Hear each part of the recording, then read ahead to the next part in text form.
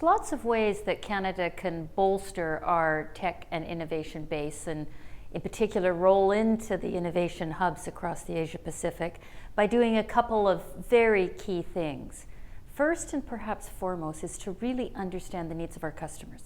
What is it that our customers in the Asia Pacific region, or our potential customers, what do they want? What do they need? So that we can make sure when we partner with them, we are actually delivering things that are meaningful to those communities. Another thing we need to do is we need to stay focused. We need to make sure that as we take our messages into the Asia Pacific region, that we are both responding to their needs and we're also delivering a clear, concise, and meaningful message on what Canada and Canada's tech industry and tech sector delivers.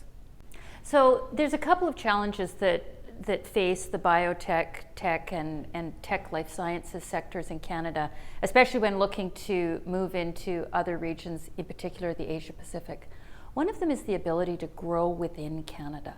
In the tech, and in particular the health tech and biotech sectors, there are a multiplicity of regulatory regimes in Canada, and that multiplicity of regimes makes it somewhat difficult and complex for a small startup to grow within our own country. And quite often what we see is the very small startup who has great science, great technology, actually prefers to go to another jurisdiction, the United States or elsewhere, where there is a single regulatory regime, or at least a coordinated one. So one challenge that the biotech and technology sector in Canada faces in terms of going into the Asia Pacific is building enough mass and size and depth in order to have meaning and to be able to be meaningful in the Asia Pacific context. The second thing that faces the biotech and the tech sector in Canada in terms of looking to go into the Asia Pacific is attracting capital. And capital has been a challenge for Canadian businesses in the tech space, in part because the regulatory regime makes it difficult to grow within Canada, and it's easier to grow in other jurisdictions, and therefore the capital goes there. Another challenge that the tech and biotech sectors face when trying to go into Asia Pacific is attracting and retaining the best talent. Now, I do think that the federal government and a number of provinces are really taking positive steps in order to attract and retain talent specific to the technology sector.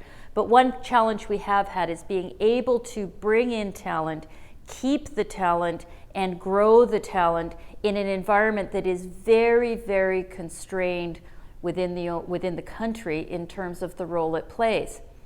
And perhaps one of the most pressing and important challenges that the biotech and life sciences technology sectors face in Canada is the role of the private sector in relation to the role of the public sector.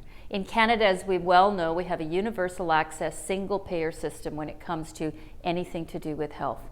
And there is an important conversation that needs to take place in Canada as we look at the sustainability of our healthcare system and the important role that technology and innovation will play in ensuring the sustainability of that system, and the role that the private sector plays in leveraging, innovating, and bringing meaningful technologies into the healthcare, life sciences, and biotech spaces. The federal government seems very prepared to have that conversation, and it will do wonders for the life sciences sector, the technology and biotech sectors, and the ability of those sectors to leverage the exceptional research and ability that we have into the Asia Pacific.